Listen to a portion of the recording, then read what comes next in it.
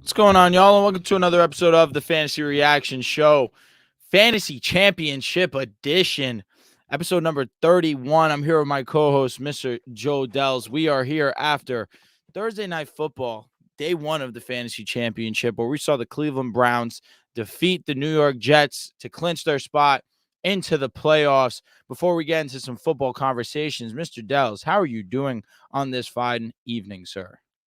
Doing great. Shout out to our guy Sports Dude in the comments first as always.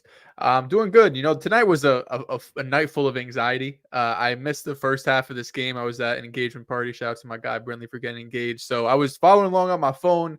I also have the Celtics going on against the Pistons, and of course they're down 20 at halftime. So I wasn't exactly happy at this party. I'm in the fantasy championship going up against David Njoku, going up against the Cleveland Browns defense, and that first drive, that first quarter, I'm like, I might get put in a coffin.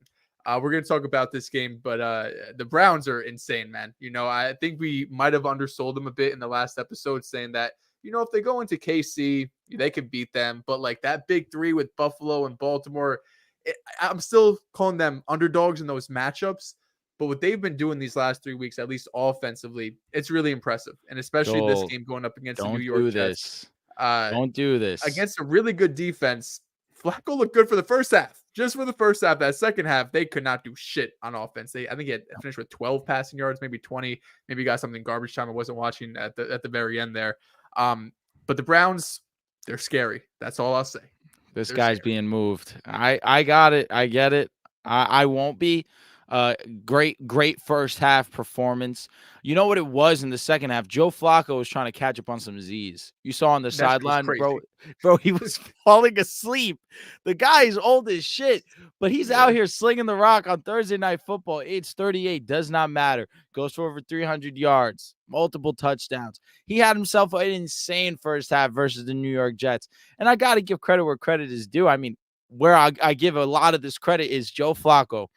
A couple of weeks ago was sitting on the couch watching Red Zone, watching football, and now he's playing meaningful games in December, playing meaningful football and now helping the Cleveland Browns secure their spot into the playoffs. You gotta tip your cap to him being a true professional and being able to overcome what has been a rough few years in his football career and now having a renaissance at the age of 38.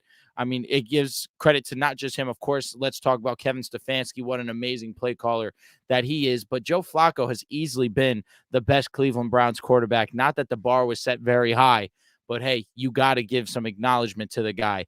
But this game, we'll talk about it really quick because we know we got bigger fish to fry. We're here for the Fantasy Football Championship. We're answering all your guys' questions. We put some questions up on Twitter, on Instagram. If you guys have any questions, leave them here in the comment section below. We'll answer them as we see them. And listen, we know that this episode's for the select few that were able to overcome the odds, overcome adversity, and make it into the fantasy championship. So we're not anticipating that the crowd's going to be as large as it was earlier in the season. But hey, we're here to give you the insight regardless. So let's talk about this Jetski versus Cleveland game. Like I mentioned, Flacco, 309 yards, 3 touchdowns, one where the pressure's in his face. He gets stiff arm to the noggin, bounces off of it, rolls out of there, somehow just decides, hey, let me actually look up, see if I have a play. Throws the ball to Jerome, and hey, he does the rest. 50-yard touchdown. He goes, gets an interception that was tipped at the line. That was an unfortunate play by him. But Jerome Ford, your boy, who unfortunately you lost faith in, and understandably so, hadn't had 60 rushing yards in what was, I I think, couldn't even be almost mad at five, I six saw that and I weeks. was sick. And then I look and I'm like, I can't be mad. Like he was so ass for like 7 weeks. And even still, the bar that you set for him was 60 yards. He barely eclipsed that. 64 rushing. Was very efficient, though. 12 carries. Had 57 receiving. A lot of that was on that 50-yard catch. And did get into the end zone twice, both receiving touchdowns. But this was a game that they lost Elijah Moore in this one, as he had one of the scarier injuries you're Yeah. going to see on a football field. Prayers to Elijah. Hope he's doing okay. Saw him walk off on his own power. That was obviously great to see. But he goes down in this game, has his revenge game, has a touchdown, 61 yards, still has a productive day at the office. We saw David Njoku go out there and put on a first half for the ages, has over 100 in like the first 2 drives of the game for the Cleveland Browns. He's been fantastic these last 3 weeks with Joe Flacco. I just look at this Cleveland offense, and It's just executing at the right moments. First half, they put this one to bed very, very early in this game. Second half, they just went into cruise control. That defense was going to be able to do a fine enough job against the Jets. That you have to give some acknowledgement, but for fantasy football, how much happier could you be with Joe Flacco if you had to start him in a pinch? Nobody, and me included, felt great in this matchup going in with the Jets. I had to start him out of necessity. The Jets have been able to shut down essentially any quarterback that they face, unless your name was Josh Allen, Tua Tagovailoa, and Dak Prescott. That's virtually it. And for him to go out there and give another performance like this, it just speaks to how great this passing offense has been. And with no Amari Cooper either as a late scratch in this game, there was some optimism, there was some pessimism, but obviously, end of the day, couldn't end up getting a go. And I know that sucks for a lot of you guys in your fantasy championships, as Amari was a big part last week in getting you here. But you got to give some love to the Browns. If you were lucky enough to have them for your late season push, like I was, to have Flacco, to have Njoku, I mean, it was a movie. I got to give some love. And I was talking to my brother about this, and I was saying this reminds me, very reminiscent, the championship years ago. I want to say this was 2014. I lost Cutler. I lost RG3. I was in a bind for a quarterback. I said, man, what am I going to do? It's the championship. I can't go out like this. Fuck it, man. Let me go and let me pick up Mark Sanchez. When he wasn't a Jet, a Philadelphia Eagle, was able to do a job, did just enough. Joe Flacco went above and beyond. 300 yards, 3 touchdowns in the fantasy championship. This goes up in the rafters. Shout out to Joe Flacco, the man, the myth, the legend. I loved it. I love myself some Joe Flacco, but do not tell Riv that I said this. Let that just stick between us. This was a crazy game because you have Joe Flacco go out there for 300 yards, 3 touchdowns. You have David Njoku for 134, and you almost feel cheated because in that first half, Joe Flacco has 296, and Njoku has 115 yards in the first quarter. Insane. And you're sitting here thinking, okay, maybe not 600 yards at the end of the game, but Flacco could get damn near 500 yards in this game, and Njoku could crazy. Creep up. You know, you saw Amari Cooper just break the record last week. You feel like Njoku could now break it this week. Of course, don't get greedy. Take your points where you get him. Njoku stays, you know, as one of the best tight ends in this last 4 or 5 weeks or so. Joe Flacco stays as one of the best quarterbacks, one of the best fantasy quarterbacks in all of fantasy, for being honest. I was also in a pinch. We had similar circumstances where we both had Russ. He got benched. We both had Nick Mullins. He got benched. And I picked up 2 quarterbacks or 3 quarterbacks. I said, I already had Joe Flacco. I said, give me Jake Browning and give me Jacoby Brissett. I'll figure it out. And honestly, I forgot to look before the game to really make my decision. I had Flacco in there. Thank God I started him because he went out there and, you know, was everything you expected. I almost think it was better that Amari Cooper sat for Amari Cooper managers because I think that was the biggest decision between Amari Cooper and Joe Flacco was, what do you do with this Jets going up against this Jets defense? Because Njoku has been too damn good, and the Jets have allowed tight ends to score basically all season long. You felt great about that. But Amari Cooper and Joe Flacco were really the biggest decisions for a lot of fantasy managers because how do you sit Amari Cooper coming off the best game a wide receiver has had all season long, but now he's going up against Sauce and DJ Reed and the best pass defense of the NFL. He goes out, so that decision is made for you. But now you don't feel as good about Joe Flacco. I see someone in the comments here saying that, you know, they sat Joe Flacco for Jared Goff. I don't blame you. I'm going up against a guy who had Joe Flacco and Jared Goff all day long. He had Flacco in, and I was like, let's go. Please start Joe Flacco. Like, I want you to start Flacco. He ends up switching to Jared Goff. Now I'm like, damn, thank God I didn't start Joe Flacco because I would be done right now. So shout out to the Browns. Kevin Stefanski. This team is probably going to finish with 12 wins. I don't even think this is like a Brian Dable, like, hey, good job. Like, what he's doing right now is remarkable. And it really goes to show you need an offensive coach. Like, I've been saying it, I feel like since day one, I've been on pick a side. You need an offensive coach in the NFL. This is the perfect example of you have 2 teams who have been ravaged by injuries all season long. You look at the Browns starting quarterback, Nick Chubb goes down. Elijah Moore gets hurt in this game. Multiple offensive linemen have been hurt throughout the season.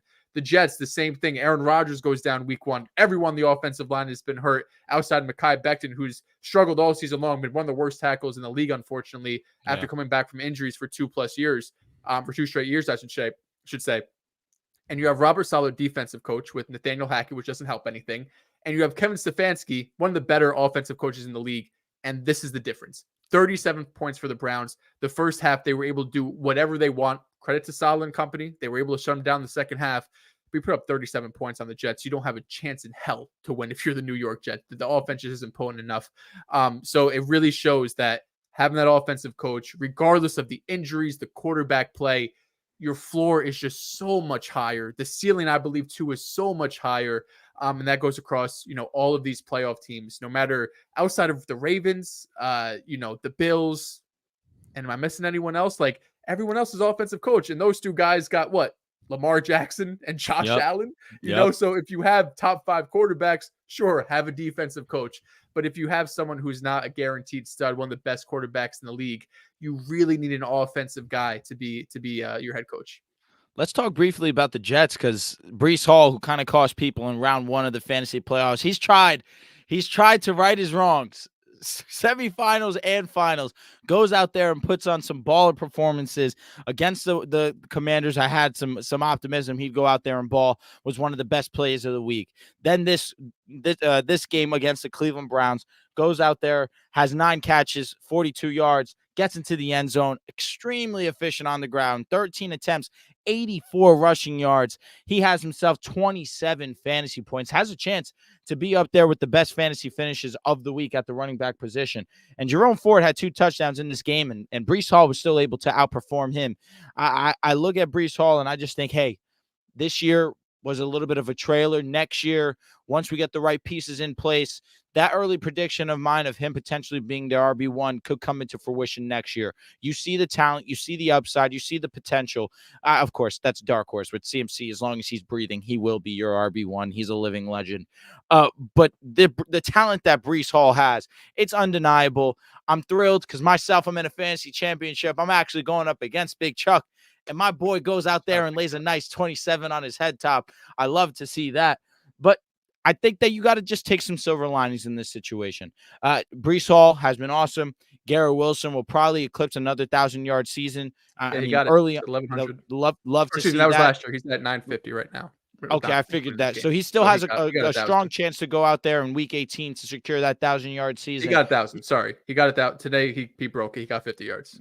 Love that. So you got 2 great fringe elite, borderline, can be elite one day options on this offense. It's just, hey, let's get the offensive line going. Let's get our quarterback Aaron Rodgers out there, and we can make some things happen because we do have one of the better defenses. Didn't look like that in the first half, but hey, you've shown what you guys can do all season long.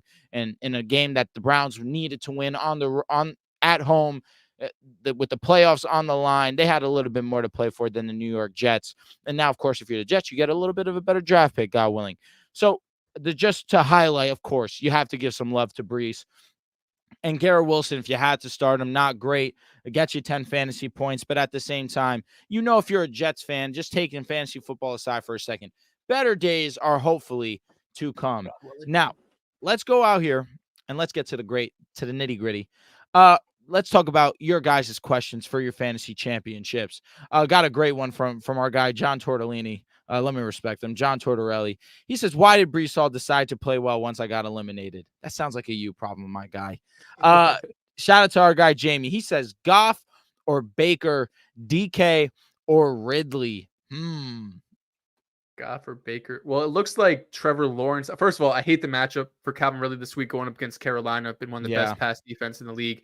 You have Trevor Lawrence, who is dealing with like 5 injuries, and you have Doug Peterson out here saying, we'll see. He's going to be limited today. I feel like he's going to sit, especially considering the matchup against Carolina. I feel like even with the backup quarterbacks, you get that W. So I lean DK there, and then It was Goff or Baker Mayfield, right?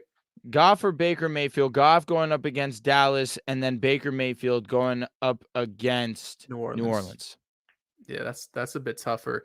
The Goff matchup it's not great because we know what Dallas defense can do, but they're indoors, they're in the dome. Highest over-under of the week, I think it's 53.5 points. I want to say this is the first over-under over 50 points since like October. So expecting a lot of points. I think I would lean Goff there. Okay, I can understand that. I'll say this. I think that The Lions have to be smart about their approach at this game on the road. Dallas is one of the best home teams that there are in the NFL. I'm anticipating that they're going to try and beat them up on the ground. That's how we've seen teams get past the Dallas Cowboys. Last week, not so much. It was really, Tua just constantly just trying to move the sticks and progress the ball down the field. But in this situation, Goff is so hit or miss. Baker's been awesome. New Orleans has just been giving up points out the ass. To me, I lean Baker in this situation. I understand your logic, Joel, for sure. Goff, it just seems to be a little bit safer, but what Baker has been doing these last couple of weeks and really throughout the entirety of the season, he's been hooping. So, Jamie, I feel like either which way, Sorry, we're split. we are split. It seems like you can't go wrong. I like both, please. So I'll give that final stamp. I'll lean Baker in the situation, but DK definitely over Ridley. Shout out to our guy Ray. He asked, who should I start between T. Higgins, Jordan Addison, or Jayden Reed? T. Higgins going up against the Kansas City Chiefs. Jordan Addison going up against, if I'm not mistaken, Green Bay. And then Jayden Reed obviously going up against Minnesota. Jayden Reed against Minnesota, I don't love. Minnesota has been one of the better defenses. Obviously, in a situation where they're trying to clinch that last wild card spot, they're in desperation. They go and they bench Mullins. They're starting Jaren Hall in this situation. Don't know how I feel about that with the Jordan Addison. So for that, kind of makes your answer right there. I'm going to go with T. Higgins. Yeah, you do have Jamar Chase, who practiced today. I think that was a bit surprising. It did feel like he was at least one more week away. He was limited in practice, so that's going to play into it. They're also going up against Kansas City Chiefs. The Chiefs defense, we know, has been really strong against opposing wide receivers, but L'Jarius Sneed hasn't practiced. Didn't practice Wednesday, didn't practice Thursday. If Sneed is out, I feel a lot more comfortable starting T. Higgins, and he's trending towards being out. Even with Jamar Chase back, I know everyone's very excited for T. Higgins, wide receiver one season. Him being the wide receiver one we saw last week, he had a great week. So I think I would still lean T. Higgins there, regardless of if Sneed plays or not. Next one comes from our guy Dede. He asked Kamara, Gibbs, Kyron, or Pacheco. First off, you are at a luxury. I'm assuming this is an 8-man league. This is crazy. I normally put one in the flex spot. Let me not say that this is an 8-man league. You probably finessed Kyron. You probably got Pacheco relatively late, and Gibbs and Kamara were your earlier picks. I'm going Kyron. 3 straight weeks of over 100, playing up against the New York Giants. The matchup's there. He's one of the best running backs in the game. To me, the easy answer is Kyron. I'm with Kyron for sure. Next one comes from Derek Wright Enthusiast. Know you'd appreciate that. He says, why did Diggs and Kupp have to choke last week? Diggs hasn't been great for weeks. Kupp was unfortunate because the matchup was all right, but at the same time, he last 2 weeks before that, 100 yards, he'd been playing some great football. It sucks that had to happen to you in the semifinals, but at the same time, Diggs really, for multiple weeks he's hurt a lot of people. He's hurt a lot of people. I mean, this is going back to the regular season, not even fantasy playoffs. I mean, he has, one finish in the top 40 over these last 5 weeks or so. Yep. He's been killer, and it's terrible because you have to start him. Like, I don't care how many weeks, even last week against the Chargers, the best possible matchup you can get. He goes out there and lays another dud. New England this week, it's not the best matchup. It's not the worst matchup. Buffalo is on the road, I want to say. Regardless, you still go out there and put him in your starting lineup. But at some point, it feels like the tide's going to turn and Diggs gets back to Stephon Diggs. But they've been running the ball. They've been running with success. And they also have Dawson Knox back, which has bit into Dalton Kincaid's work. And maybe somehow has also bit into Stephon Diggs' work. Next question comes from Jay Whiteside. He says, which 2 QBs should I start in my championship game? I have Mahomes, Jackson, and Purdy. And I haven't started Purdy all season. Was last week just a one-time thing? Going up against Washington, you fire him the hell up. I can't emphasize it enough. I've said this all season long. If you have a player going up against Washington, quarterback, running back, wide receiver, you start him. And Brock Purdy's coming off the worst game of his career. You're going to tell me that he's not going to go out here and ball? They're going to do everything that they can to make sure he has a great game. And I'm pretty bummed about this because I'm facing Purdy in the championship. I'm bracing myself for impact. I know what he's about to do to the Commanders. It's about to be ugly. That being said, Mahomes versus Cincinnati or Jackson versus Miami. I can't sit Lamar. There's no way I You can sit can't. Lamar. This is a good matchup for Mahomes. Like I think this is a bounce back spot for Mahomes. Top 10 finish, top 7 finish. We're going to see the Chiefs be able to move the ball, and the offense is going to look a lot better than it has over this last 6-7 weeks or so. But Lamar Jackson, after what he just did in San Francisco, there's no way I can sit him. Now I'm trying to find your boy Nick's question. Here we go. Because he's been showing us some love, and he says that we've been doing a great job of helping him along in his process in fantasy football. So no doubt we're gonna make sure we get to those too. But just to wrap up the Twitter question, shout out to your boy Nick. He asked Chip Weekend, 3 money leagues, and needs some assistance. You've been balling the hell out, boy. He says DeAndre Swift or D Hop, Drake London or AJ Dillon, Raheem Mostert or Devin Singletary. So let's tackle Swift or D-Hop.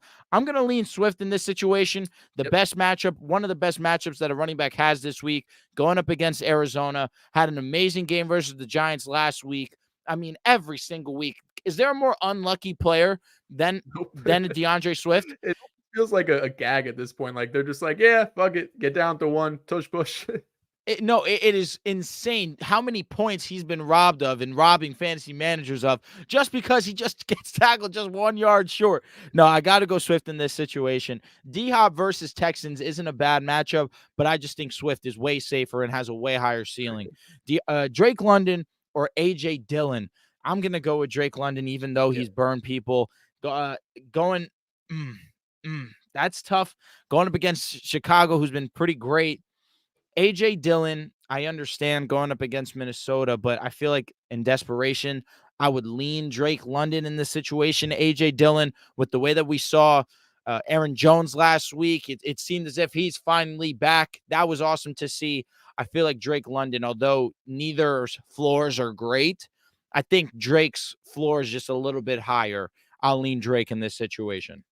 Yeah, Aaron Jones had 21 carries last week, by far the most this season. AJ Dillon dealing with that thumb injury, played only 18% of snaps, got 7 carries for a whopping 12 yards. They get into the end zone, but that's basically what you're going to need. If he doesn't score, he's going to be useless.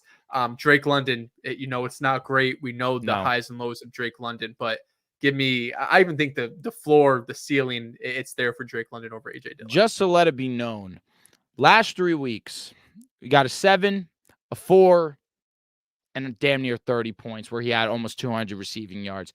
It hasn't been great for him. Had a 1 point versus the Jets. Then the week before that versus New Orleans did have 14. Chicago's been great. Jalen Johnson's been awesome. This isn't a defense that I would want to go up against, but in your situation, I feel like you just got to lean Drake. Mostert or Singletary, the matchup's not great, but you have to ride Mostert, who's been one of the Do we know if catalysts. Playing? I do believe he is. Returned to practice. He returned to practice today, which is a good sign. But yeah, we know they're pretty, cautious when it comes to him. You're 100% right, and I understand being cautious because he is one of the future pieces, future catalysts of the Miami Dolphins. But you got to go Mostert. I mean, 21 touchdowns, 20 touchdowns, regardless of whatever it is. The guy's just been a touchdown machine. One of the main reasons why a lot of people are in their fantasy championships. You got to ride the hot hand. I'm going Raheem. Now let's get into your super chats, and then we're going to get on to some Instagram questions, and we're going to wrap up because, again, it's a championship. Not too many people are fortunate enough to be able to watch this and enjoy this. We're here enjoying it. We had a couple leagues that didn't go our way, but we've got a good portion of them that we're still riding high. But let's talk about these super chats because I know one's calling me out. Weddy Spaghetti, tough name, says, Drew, saying the Browns have a Mickey Mouse schedule when we have the most wins against teams above 500. LOL. Still rock with y'all, though. Well, we appreciate you showing your love. We appreciate the donation. I think we're looking at this stretch, this Flacco stretch being Mickey Mouse more than anything because they do have some nice wins over the Ravens, 49ers earlier in the season. To me, this was their best win. Against the Jets defense, going out there, torching them in the first half, although in the second half, you didn't do much, but you did go into cruise control because you didn't really want to pull out any more stops, that you knew that your defense would do a good enough job of stopping the Jets. No one's scared about a Jets offense. But this was a great performance by you guys, and I'll give you your acknowledgement there. Anthony Saldana says, Joel, appreciate you responding on Twitter. Wasn't excited about the matchup, but Bree said we winning this chip this year, boy. Let's go. There's no better way to start than a 27. Are you kidding me? John D, shout out for the donation. He asked, I'm assuming DJ Moore, Stephon Diggs, Olave, pick 2.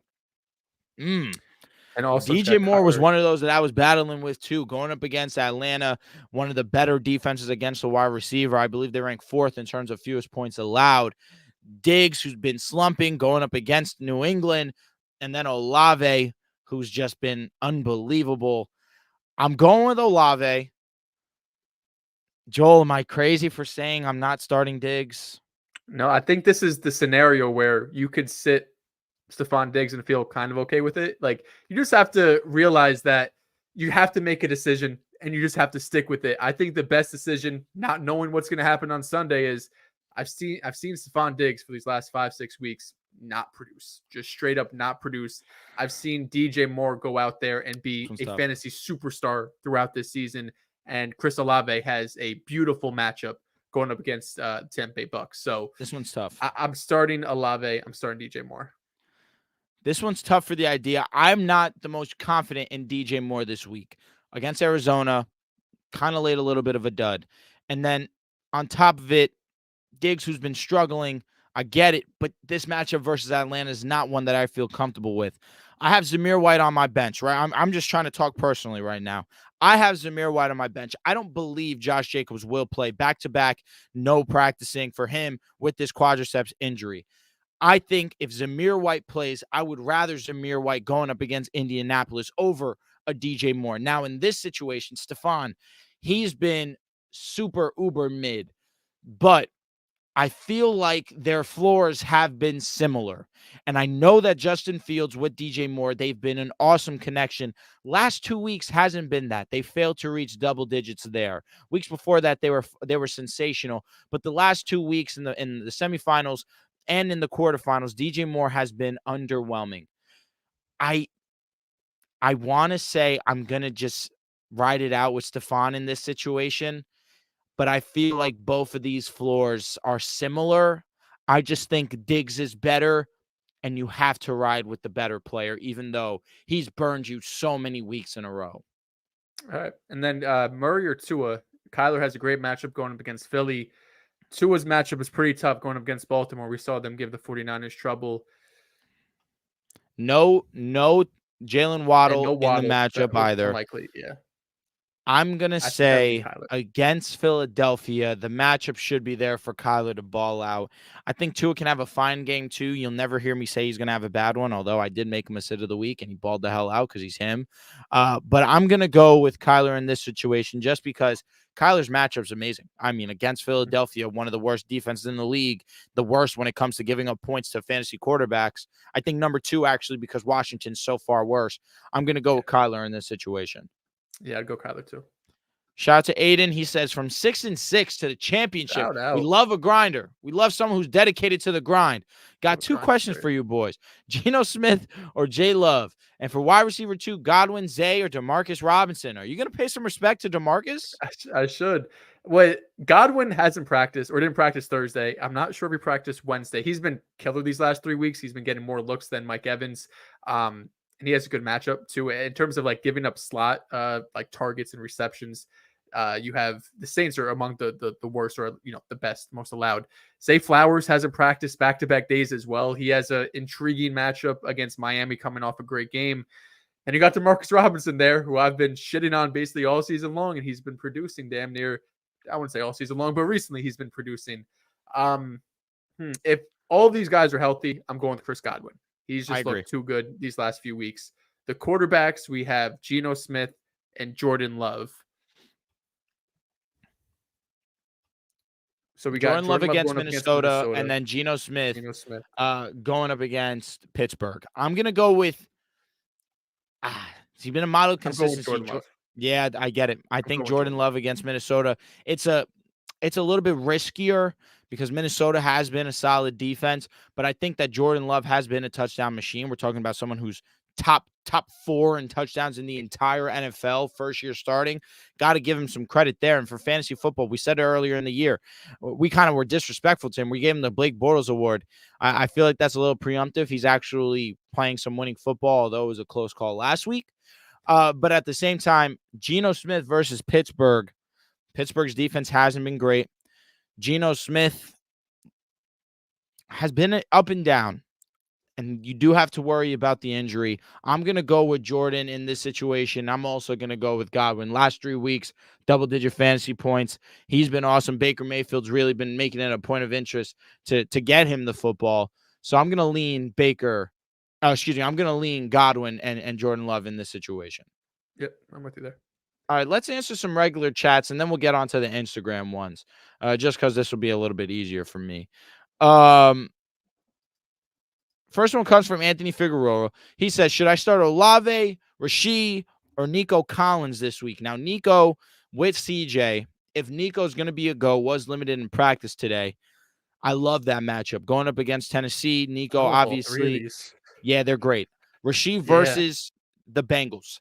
I'm going to go with Rashee for the fact of I'm always going to take Mahomes' number one option. Rashee has been great. Last week against the Raiders, Mahomes wasn't good, which kind of led to Rashee not playing well. So to me, I'm still going to trust that they can have a bounce back game. You know, it's personal anytime Mahomes sees Cincinnati. I'm going to go Rashee. Oh, you can only take one. Yeah, that's why Olave's matchup is so nice too. Olave. I think I lean Olave too. It has to be. Going up against it would be Olave and Rashee 1 and 2. I know Nico has a great matchup too. CJ Stroud is back. I don't want to disrespect Nico because I love that matchup too. But I think it would be Olave 1, Rice 2, and then Collins 3. I don't disagree. Peter Rainville, he asked Ridley or Rashee Rice. I'm going to go Rashee in this situation. Rashee being Mahomes' number one target. That's all day. Love Rashee. John D, DJ Moore, Diggs, Kyler M, or Tua. We just answered that one. This one's it's tough. Kyler's easier than Tua, but that DJ Moore or Diggs is definitely tougher to say. Let's see. Let's pull up another one here. Hello. Lock in. First time. Bebo says, who is more trustworthy for a flex spot, Puka or Jonathan Taylor? More trustworthy. The answer is Puka. However, Indianapolis going up against Las Vegas. If there's one thing that is going to be tough is for the Raiders to stop Jonathan Taylor. Jonathan Taylor didn't look great last week, was still able to get into the end zone versus the Falcons, but the Falcons defense is good. Mm-hmm. Puka's definitely more trustworthy. So the answer should be simple. But again, Jonathan Taylor, I mean, this is a great problem to have, but I'm going to go Puka going up against the Giants. To me, that is all day.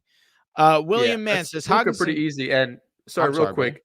I know I've discredited the Raiders defense, but since Antonio Pierce has taken over, this Raiders defense is one of the best defenses in the league. Like, no exaggeration, across most of the top defensive stats, points per game, yards allowed.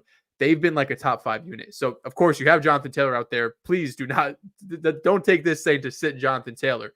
But when you have another lead option like Puka Nacua, it makes it a lot easier for me. I just pulled up the Instagram questions and I'm laughing. I'm laughing pretty hard. First one comes from Charles Velez _ Shout out to the GOAT. He said, start one, Ken Walker, Javonte, Terry, or Nico for the flex. Ooh, okay. Now you have Ken Walker going up against Pittsburgh. Javonte going up against the Chargers, Terry going up against San Francisco, the Niners, and then Nico against Tennessee. In this scenario, it's either Ken or Nico. Ken hasn't practiced back-to-back days. I know, which is tough. It's shoulder/illness. I don't know which one is more like pressing, one or the other. But I think I would start Nico even if Ken Walker's playing. Listen, we helped bro out earlier today. He goes Flacco or Browning. Which one am I leaning? I was like, hey, give the nod to Mr. Joe Cool. He goes out there and blesses him. Now we're gonna have to bless him 2-time because we're both agreeing here. I'm going with Nico. Sometimes you got to ride with your guys, and Terry's one of those that he's had for a minute. I think Terry against San Francisco with Jacoby can be intriguing, but Nico, if he's full go, going up against Tennessee. Amazing matchup, especially when CJ Stroud's going to play. Next question comes from Matthew Poretsky. CJ Stroud or Jordan Love? I'm going to go CJ against Tennessee. I know it's risky knowing that he's coming back from concussion protocol, but they wouldn't send him out there if he wasn't 100%. This is the future, one of the future faces of the league potentially. CJ Stroud going up against Tennessee. That's an amazing matchup. Yep, I'm with you, CJ Stroud. Shout out to Jimmy209. He asked, start Singletary, Ty Chandler, or Pollard full PPR. I think Ty Chandler against Green Bay is the best matchup here. Pollard Crazy, versus right? no, it is nuts, but at the same time, it's about adjusting and acknowledging It when is. Ty It Chandler is. has the hot hand. He really does. I'm gonna lean Ty Chandler in this situation. And Detroit's the one thing they can stop defensively is the run. Is They've the been run. one of the best rush defenses in the league. So Singletary, Ty Chandler, that's what it comes down to. I would probably lean Ty Chandler. This Green Bay defense has been terrible. It's up 30 points to the Carolina Panthers. Shout out to Nico. He asked, do I start Jake Browning or Derek Carr in the finals versus Jay Kings? Derek Two Carr. pick-a-side goats. We appreciate the love and the question. Shout Jake Browning versus the Chiefs or Derek Carr versus Tampa Bay? Derek Carr. I'm going with Derek Carr. Yeah. Next one comes from Jaden. A Chex Mix _ Jaden. Give him his full love. Bonus question. In the chip against the guy who quit and playing a bot team, am I a champ by default? A chip's a chip, baby. Congratulations. How the hell did you guys let a bot get to the championship? I don't know, but I've seen auto draft teams make championships before. It happens. Most definitely. Chex Mix _ Jaden also asked, Flacco or Browning? Hey, I hope you started Flacco. We had this issue, so I hope you started Flacco. But also, any shot at starting Chark over Ridley, Lockett, or Pittman? If Pittman's playing, you start him. Yes. You don't think about it. He's been one of the best fantasy wide receivers this season. And Chark is interesting against Jacksonville. I don't hate it, but I think I'd still would lean Pittman. That's just the obvious one. But let's take Pittman out for a second. Ridley, Lockett. I think I'm playing Lockett out of those three. I'm not buying into the DJ Chark hype. Calvin Ridley's coming off a great game, but tough matchup, injured quarterback. Here's the actual situation. I misread it. So he's asking, would you start Chark over Ridley, over Lockett, or Pittman? Oh, okay. I see. Chark over Ridley. Is it nuts? It's ugly. Who's Jacksonville? Carolina is playing Jacksonville, and Jacksonville's playing Carolina. Oh, right. It's a bad matchup. It's a better matchup for DJ Chark. But yes, you're obviously downgrading talent. Chark did get into the end zone. He did. That's tough. Lockett and Pittman, that's easy. So it's really Chark or Calvin Ridley. I think I would. Bugged last week, actually. 98 and 2 touchdowns. That's tough. That is tough. I don't know. I'm at a loss for words. Do you feel one way or another? I think that you have to kind of trust Ridley. He's just a better talent. Now Lockett becomes interesting because it seems like JSN is the wide receiver too.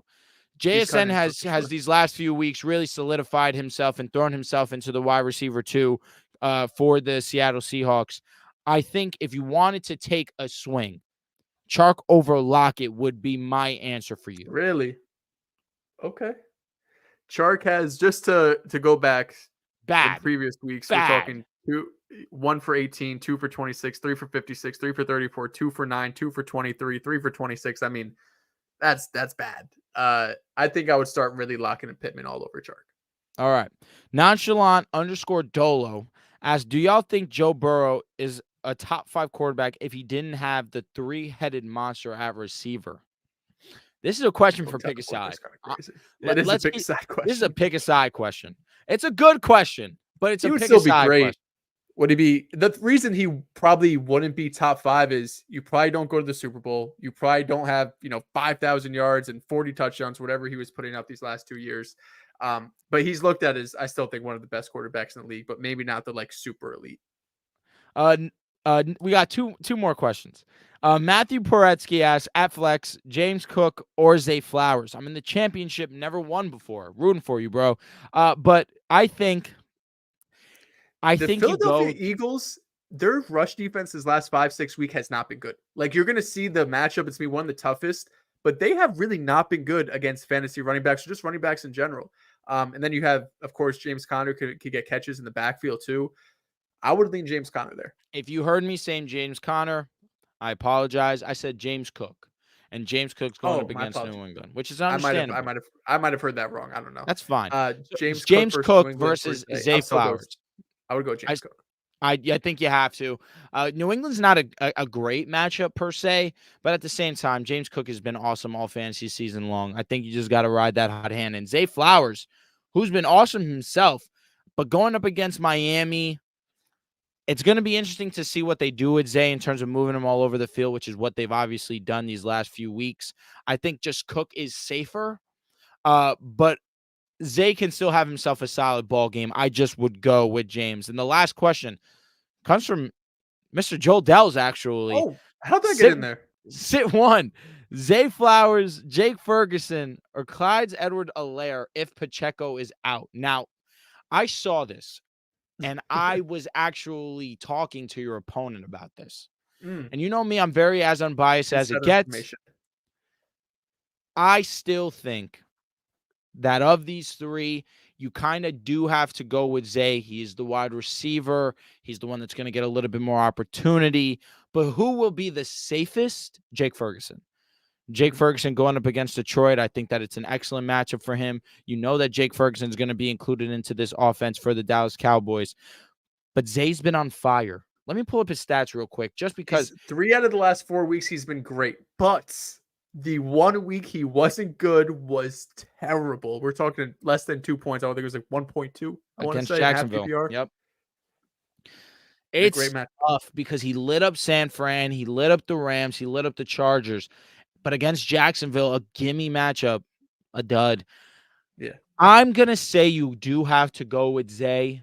You do, because since week 10, he's had double digits in 4 of the last 6.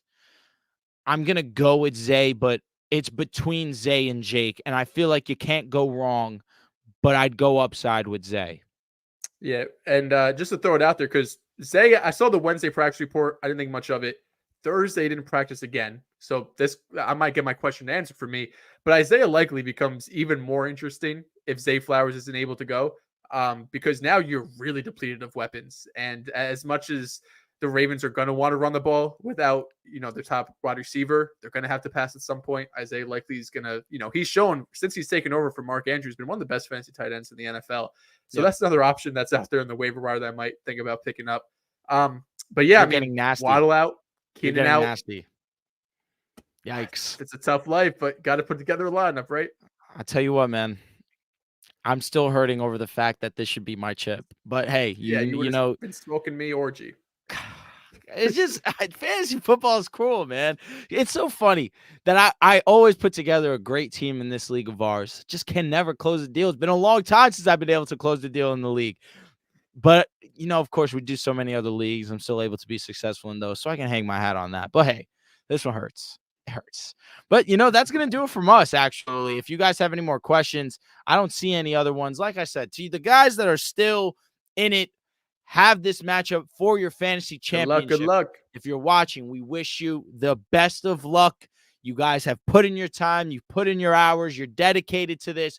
We hope that it all works out, comes to fruition, that you're able to celebrate a championship. We're going to be here to wrap up the fantasy season. Just one last episode. If I'm not mistaken, Sunday.